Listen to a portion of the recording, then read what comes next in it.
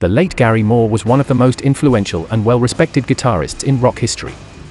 Born in Northern Ireland in 1952, he would go on to perform with some of the biggest names in rock music, and his unmistakable style would encompass an eclectic range that included blues, hard rock, heavy metal, and jazz. Two of his earliest influences were Peter Green and Eric Clapton, and you can hear their dazzling blues licks permeating his work. He began his musical career in the late 60s when he joined the Dublin blues rock outfit, Skid Row, which also featured his friend, and future Thin Lizzy bandmate, Phil Lynott. Moore released 2 albums with the band before joining Thin Lizzy in 1971, where he linked up again with Lynott. His time in the band would be brief, and he departed in 1974, but his experience in Thin Lizzy was significant. He honed his skills as well as recorded classic tracks such as Still in Love with You. This short tenure in the band would equip Moore with all the appropriate skills to go ahead and make it on his own as a legend. He would link up again with Thin Lizzy in the late 70s, but this time was as a guitar-playing god. Afterwards, Moore would blossom as a solo artist. He released the hit single Parisian Walkways in 1978, which established him as one of the most exciting guitarists around. Augmented by the husky vocals of Lynott, there's no wonder why the blues rock masterpiece is hailed as Moore's signature song. Across the rest of his solo career, Moore would collaborate with some of the most iconic names in the business. His second album, 1982's Corridors of Power, featured the likes of former Deep Purple drummer Ian Pace, Whitesnake bassist Neil Murray, and keyboardist Tommy Eyre.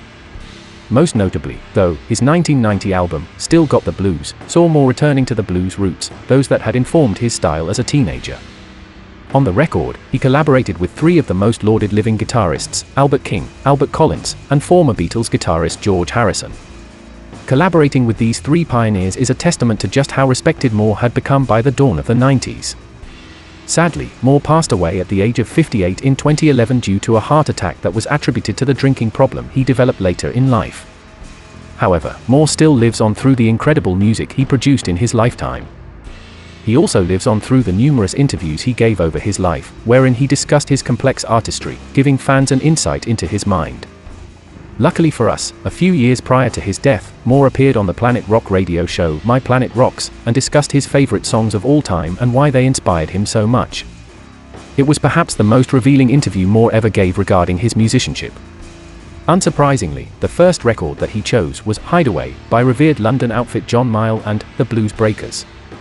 Featuring both Eric Clapton and John Mayall, this 1966 instrumental was a hugely influential piece for budding guitarists of Moore's generation. Significantly, Moore credits the album the track was taken off, Blues Breakers with Eric Clapton, as the one that got him into the blues. Well, Hideaway was on the 1960s album of the Blues Breakers album with Eric Clapton and John Mayall. It was the album that turned me onto the blues, basically, and this is when Eric was most fiery.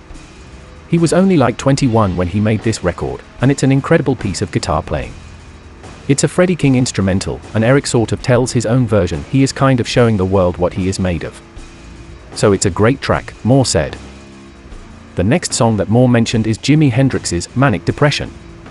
Taken from the Jimi Hendrix Experience's debut, 1967's Are You Experienced?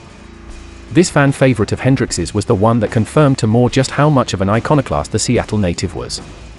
Moore recalled, I remember hearing the song starting, so I was like, oh, this is great sort of R&B singer, soul singer, that's kind of how I saw him, but then his guitar started, and I was going, wait a minute, what's going on?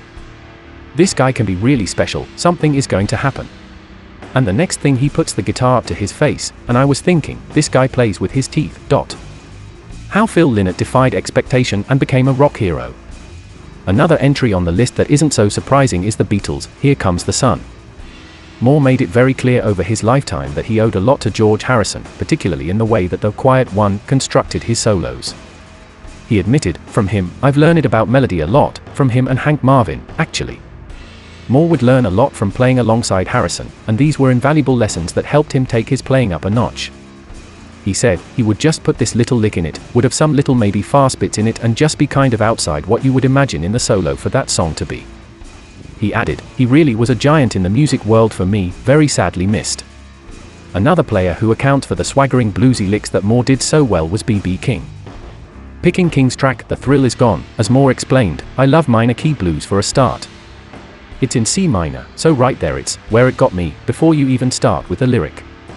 But the lyrics are beautiful as well.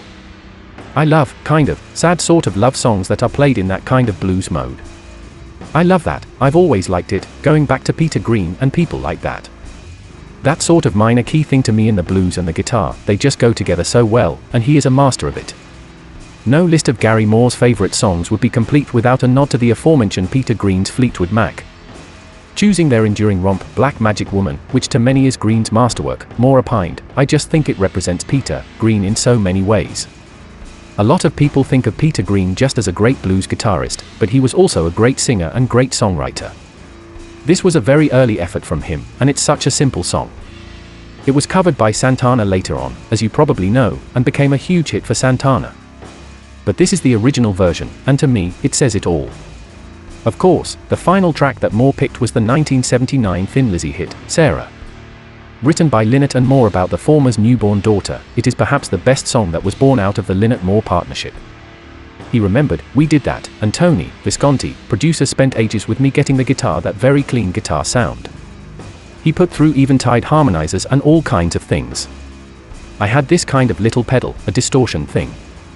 I put the guitar through that, there was no amp on that particular sound for the solo. We came up with some very different sounds that you wouldn't associate with Thin Lizzy. One of the finest guitarists of all time, it's a tragedy that Gary Moore passed away so prematurely. However, through interviews such as this, we get to understand his artistry and persona better, and for budding guitarists, moments such as these are vital for refining their own sound and learning from the very best.